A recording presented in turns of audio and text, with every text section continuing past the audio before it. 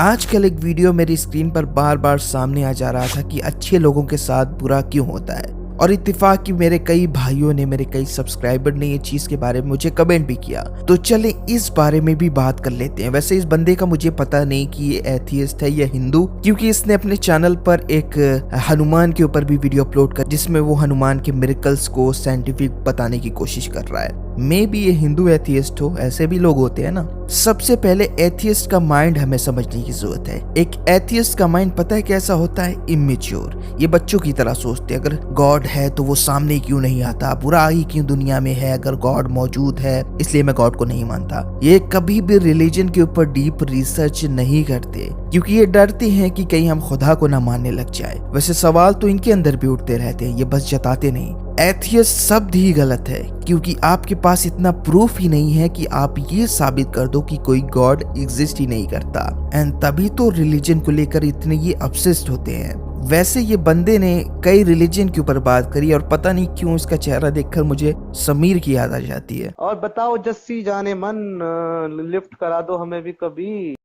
पर इसने इस्लाम के बारे में क्या कहा वो आप सुने। आप देखो, असल दुनिया में गाजा में कितने लोगों के बच्चे मर रहे हैं, तो क्या बच्चे वापस आएंगे? पर इस पर ना जाकिर नायक जी कुछ ये बोलते हैं that Allah has created children who without attaining adulthood they die, they'll go to Jannah, but this is a test for their parents and the people around them. Hope that answers the question. मैंने पहले ही कहा था, ये कभी भी खुद religion की किताबों को स्टडी नहीं करते। ये कहीं से कुछ उठा लेंगे, कहीं से कुछ उठा लेंगे। ये बंदा डॉक्टर जाकिर नायक का एक वीडियो चला देता है जो कोई सेंस ही नहीं बनाती इसकी अगली बात से। वीडियो में क्या था कि डॉक्टर जाकिर नायक कहते हैं कि जो बच्चों की डेथ हो जाती है उनकी जवानी से पहले, उनकी जगह जन्नत है, और ये उनके माँ बाप के लिए टेस्ट होता है कि कहीं वो अपने बेटे को खो देने के बाद गम में नहीं डूब गए ना, अपने गॉड को नहीं ना भूल गए। और अलग चीजें भी हो सकती। कुछ लोग अपनी औलाद को खो देने के बाद गॉड को पा जाते हैं, कुछ लोग अपनी औलाद खोने के बाद अपनी जिंदगी, पूरी जिंदगी बर्बाद कर देते हैं। किसी के पास दौलत होती है पर बच्चे नहीं होते, किसी के पास बच्चे होते तो दौलत नहीं होती। यही होता है टेस्ट। और मोहम्मद सल्लल्लाहु अलैहि वसल्लम से बेहतर कौन इस चीज को जानेगा। उन्होंने कई अपने बेटे खोए, तो अल्लाह जब नबियों को आजमा सकता है तो हम तो आम इंसान हैं। लेकिन मजे की बात, ये लोग इतने बेशरम होते हैं कि एक छोटी सी क्लिप की बातों को घुमाकर डॉक्टर जाकिर नायक की जो वीडियो है, मतलब ये वीडियो 3 साल पुरानी है, जिसमें उन्होंने जो है कई सवालात के जवाब दिए। आफ्टर लाइफ, मरने के बाद क्या होता है, और जो पेरेंट्स अपने बच्चों को खो देते हैं उस बारे में सवाल जवाब थे, ना कि स्पेशली गाजा में क्या हो रहा है उस चीज के बारे में। लेकिन ये बंदे ने दोनों बातों को मिक्स कर दिया और ये कहता है कि जो गाजा में बच्चे मर गए क्या वो वापस आएंगे? जाहिर सी बात है, मरा इंसान कभी वापस नहीं आता। आप कर सकते हो तो बताओ। ये कहने में बुराई क्या है कि कोई इंसान अपनी कीमती चीज खो दे, पर कीमती चीज बिल्कुल सेफ जगह हो और आपको पता हो कि वो कहाँ है, लेकिन उस जगह पर आपको जाने के लिए उस लायक बनना होगा और वहाँ आप उसके साथ हमेशा रह सकते हो। मैंने देखा है कि कितनी सारी फैमिली तबाह हो जाती है क्योंकि उन्होंने वही अपनी कीमती चीज खो दी है और उनकी सारी उम्मीदें भी, और फिर पूरी जिंदगी वो एंटी डिप्रेशन की दवा खा रहे हैं क्योंकि उनको खुदा पर भरोसा ही नहीं था और ना ही अपनी कीमती चीज से फिर दोबारा मिल पाने का। मैं क्या चीज समझाने की कोशिश कर रहा हूँ आप समझ रहे होंगे। अगर आपको इस वॉर के बारे में डॉक्टर जाकिर नायक की राय ही देखनी है तो उन्होंने कई वीडियोस बनाई है, वो देखनी चाहिए ना। लेकिन आपको वहाँ वो चीज नहीं मिलेगी ना जो आप चाहते हो। अब मैं पहले ही दोस्तों आपको सॉरी बोल रहा हूँ, क्योंकि मुझे पता है कि ये बात गलत है जो मैं बोलने वाला हूँ। पर ये बच्चे जो बचपन में ही बिना कोई गलत काम किए ब्रूटली मारे गए, ये तो डायरेक्टली जन्नत में जा रहे हैं ना। इसलिए जो दुनिया के सारे मुसलमान IDF के खिलाफ, इजराइल के खिलाफ इतना ज्यादा रिजेंटमेंट रख रहे हैं, इसका क्या मतलब है? वो बच्चों को ब्रूटली मारकर खुद पर पाप ले रहे हैं, और ये जो स्ट्रगल वाली दुनिया है इससे उनको जल्दी से जल्दी जन्नत में भेज रहे हैं वो। तो सारे मुसलमान जो इस आइडिया में मानते हैं उनको तो खुश होना चाहिए ना। इसमें इतना खून जलाने वाली क्या बात है? वो खुद 8 बरस का हो गया है, लेकिन उसका दिमाग 2-2.5 साल की बच्ची जितना है। I'm afraid जवान होने के बाद भी उसकी मानसिक उम्र कम ही रहेगी। ये तो ऐसी बात कर रहा है कि मेरे ही घर में घुसकर कोई मेरी फैमिली पर अटैक करे और मैं कहूँ प्लीज मुझे भी मारे क्योंकि मुझे जन्नत मिल जाएगी, और साथ में मेरा घर भी हड़प ले। हम क्रिश्चियन थोड़ी है ना, हमको इस्लाम सेल्फ डिफेंस करने का मौका देता है। वैसे मौत तो आज नहीं तो कल सबको आनी है, पर क्या ये जस्टिस है? या आप इस्लाम को समझ ही नहीं पा रहे? देश के लिए अगर कोई शहीद होता है तो इनके लिए बहुत प्राउड की बात है, लेकिन अगर कोई दीन के लिए शहीद हो तो इनके अंदर जो है कीड़ी उठने लगती है। मैंने देखा वीडियो में आपने मुसलमानों को, क्रिश्चियन को ताना दिया कि गॉड जो है मर्सीफुल है, जस्ट है, तो जब जस्ट है तो जस्टिस तो होगी। और इस्लाम के अंदर जन्नत सिर्फ शहीद होने से ही नहीं मिलती, बल्कि इंसाफ करने से मिलती है, बुराई को एक्सपोज करने से, बुराई को रोकने से भी मिलती है। कुरान में अल्लाह ने कई जगह इंसानों को दुनिया का खलीफा बताया है। जैसे एक जगह मौजूद है कि अल्लाह फरिश्तों से कहता है मैं एक नई मखलूक को बनाने वाला हूँ जो जमीन पर खलीफा होंगे। इससे पता चलता है कि इंसान को दुनिया के लिए खुदा ने बनाया, तो हम इसके केयर टेकर हैं, इस वर्ल्ड के। हमारा फर्ज है कि हम इस दुनिया में जो फसाद कर रहे हैं उनको रोकें, क्योंकि यहाँ सिर्फ मुस्लिम की बात नहीं हो रही, पूरी इंसानियत की बात हो रही है। अब फरिश्ते कहते हैं कि ऐ रब, तू ऐसे शख्स को क्यों पैदा करता है जो जमीन पर फसाद करे और खून बहाए?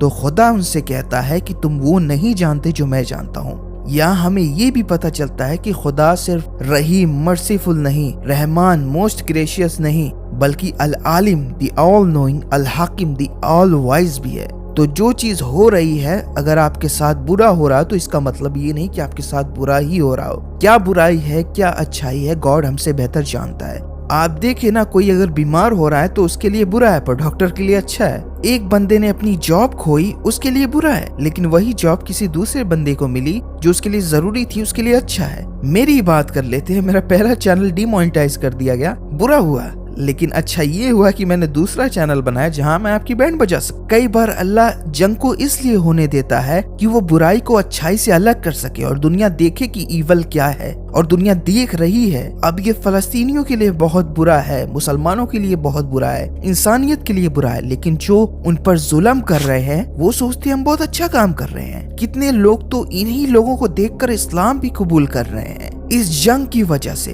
वो हैरान है कि कौन सी ताकत इनको इतनी पावर दे रही है कि ये सब कुछ खोने के बाद भी टूटे नहीं।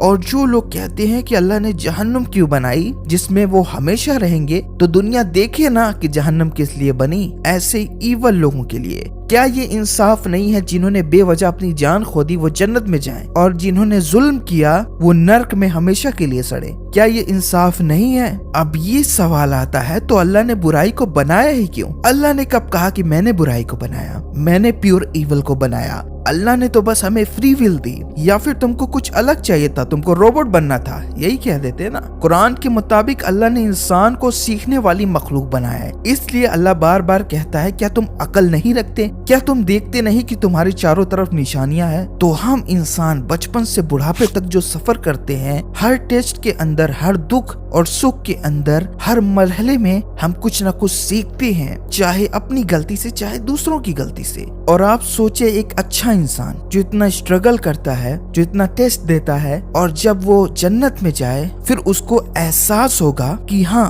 उसने कुछ अचीव किया है। ऐसे बैठे बैठाए कोई चीज मिल जाती है तो इंसान उसकी कदर नहीं करता, अब सबको पता है। और जब वो जहन्नमियों को देखेगा तो उसको और इत्मीनान होगा। मेरे ख्याल से आपको जेफरी लैंग का घंटों भर का जो लेक्चर है उसको देखना चाहिए, किस तरह लॉजिकल तरीके से ये चीज समझाई है उन्होंने। अब अगर अल्लाह सब कुछ जानता है कि कौन जन्नत में जाएगा, कौन जहन्नम में जाएगा, तो टेस्ट लेने की जरूरत ही क्या है? वही चीज मैंने बताई ना। एक टीचर को पता होता है कि उसका स्टूडेंट पढ़ने में कैसा है, क्योंकि वो पढ़ा रहा है, उसको समझ रहा है, पर क्लास के अंदर उसकी परफॉर्मेंस सबसे वर्स्ट है, वाहियात है। मगर टेस्ट तो होना ही है ताकि वो स्टूडेंट को पता चल सके कि वो जो सोचता था कि वो बहुत इंटेलिजेंट है, वो बहुत उसको लगता है कि वो अच्छा है, असल में जरा भी उसे नॉलेज नहीं थी। देखिए ना, इतना भी मुश्किल नहीं है जितना इसने बना दिया है। इसीलिए अल्लाह कुरान में कहता है, और तुम्हें जो कुछ मुसीबत पहुंचती है वो तुम्हारे अपने हाथों की करतूत का बदला है, और वो तो बहुत सी बातों से तुम्हें बचा लेता है। 90% प्रॉब्लम इंसान खुद अपने हाथों से क्रिएट करता है। इसने अपने करीबी की मिसाल दी ना कि उसकी लाइफ अच्छी नहीं चल रही है, उसके साथ बुरा हो रहा है। हमारे यहाँ भी एक शख्स थे,